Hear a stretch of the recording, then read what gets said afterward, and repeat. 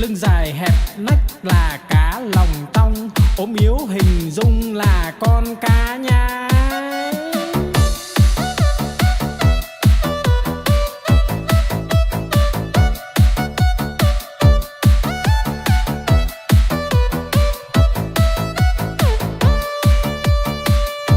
No lòng phĩ dạ là con cá cơm, không ướp mà thơm là con cá ngát. Miệng bay thoăn thoắt là con cá chim, hụt cẳng chết chìm là con cá đuối. Nhiều năm nhiều tuổi là cá bạc đầu, đủ chữ đủ câu là con cá đối. Mai nở tàn tối là con cá hoa, trắng muốt làn da là cá út thịt.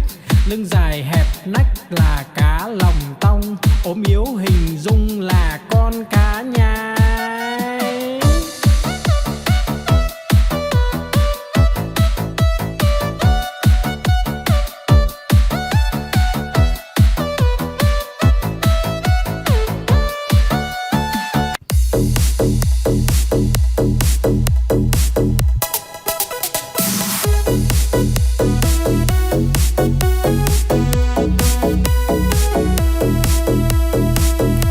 Bướm bay bướm lượn, bướm đậu nhành hoa, khoe đôi cánh đẹp rực rỡ muôn màu. Bướm bay bướm lượn, bướm đón mùa xuân, vàng xanh đỏ tím. Bướm bay dợp trời,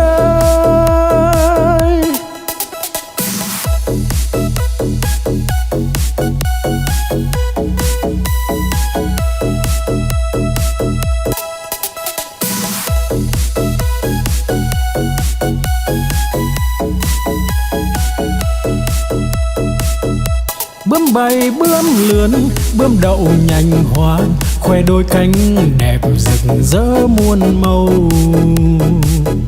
Bướm bay bướm lượn, bướm đón mùa xuân, vàng xanh đỏ tím. Bướm bay dợp trời,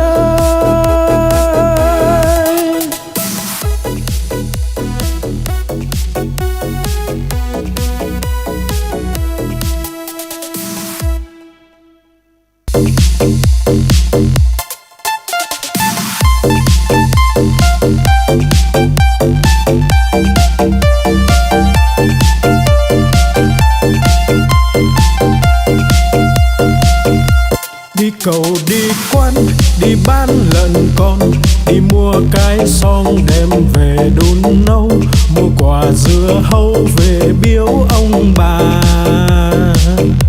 mua một đàn gà để cho ăn thóc, mua lược chải tóc, mua cặp gội đầu, đi mau về mau kẻo trời sắp tối.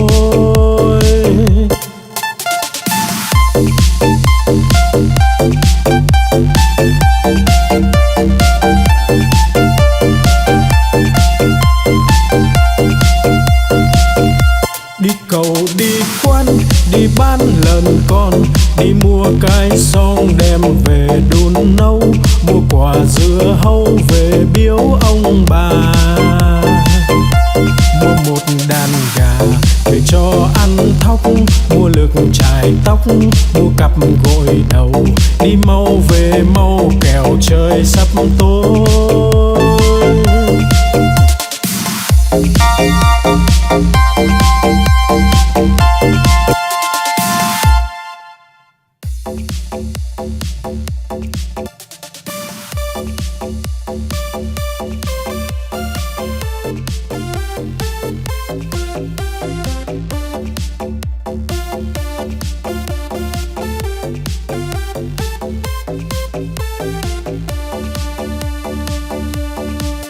Con cua mà có hai càng, đầu tai không có bò ngang cả đời.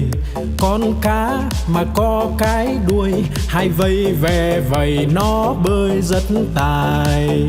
Con rùa mà có cái mai, cái cổ thụt ngắn thụt dài vào da.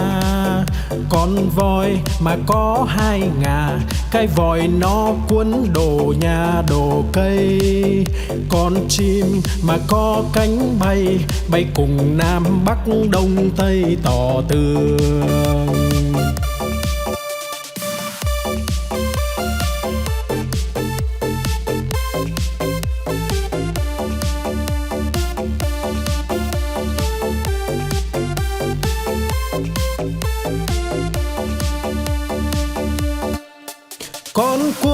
mà có hai càng, đầu tai không có bò ngang cả đời. Con cá mà có cái đuôi, hai vây ve vầy nó bơi rất tài. Con rùa mà có cái mai, cái cổ thụt ngắn thụt dài vào da. Con voi mà có hai ngà, cái vòi nó cuốn đổ nhà đổ cây. Con chim mà có cánh bay, bay cùng Nam Bắc Đông Tây tỏ tường.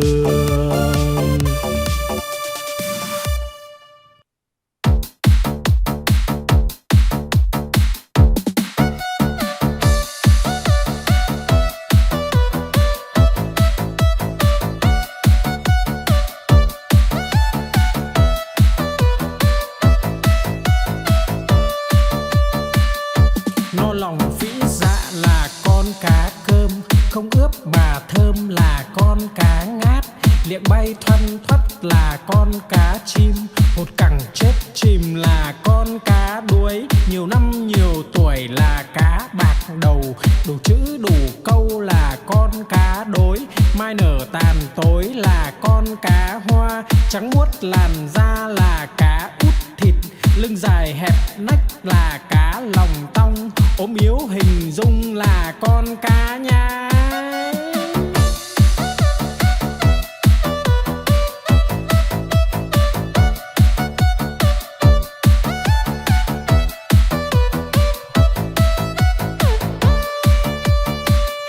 No lòng phĩ dạ là con cá cơm, không ướp mà thơm là con cá ngát. Liệng bay thoăn thoắt là con cá chim, hột cẳng chết chìm là con cá đuối. Nhiều năm nhiều tuổi là cá bạc đầu, đủ chữ đủ câu là con cá đối. Mai nở tàn tối là con cá hoa, trắng muốt làn da là cá út thịt. Lưng dài hẹp nách là cá lòng tong, ốm yếu hình dung là con cá nhái.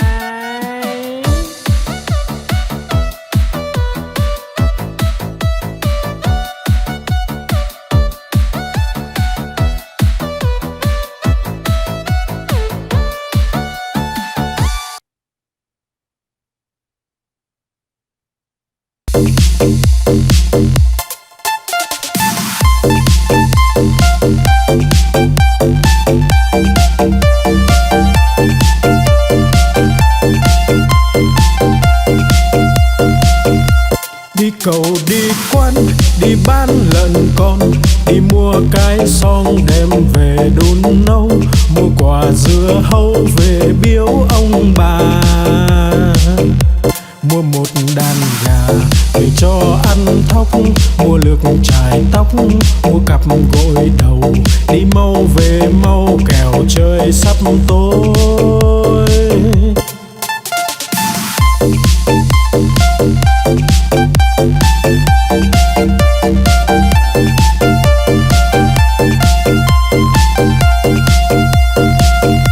Đi cầu đi quán, đi bán lợn con, đi mua cái xong đem về đun nấu. Mua quả dưa hấu về biếu ông bà, mua một đàn gà về cho ăn thóc. Mua lược chải tóc, mua cặp gội đầu, đi mau về mau kẻo trời sắp tối.